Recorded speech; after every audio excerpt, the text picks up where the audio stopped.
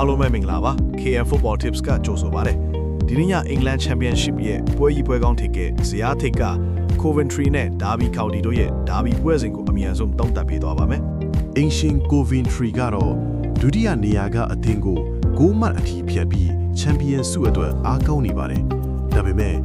အဲ့ဒီ Derby County ကလည်း Playoff ဝင်ခွင့်အတွက်နောက်ဆုံး9ပွဲမှာ4ပွဲအထိနိုင်ထားတဲ့ form ကောင်းရှိနေပါတယ်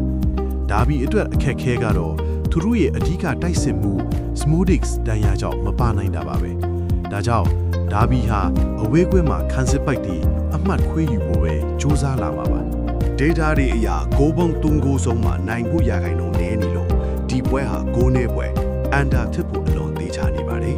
ကျွန်တော်ရဲ့ရလဒ်ခံမှန်းချက်ကတော့တစ်ဂိုးမရှိတဲ့ Coventry ကိုအိမ်ကွင်းမှာကတ်နိုင်သွားဖို့ရှိပါတယ်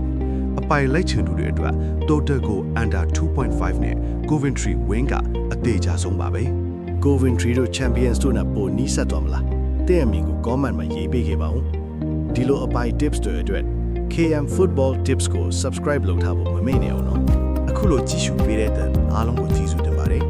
ကျွန်တော်ပြီးတဲ့ပွဲတွေနဲ့အားလုံးအဆင်ပြေကြပါစေခင်ဗျာ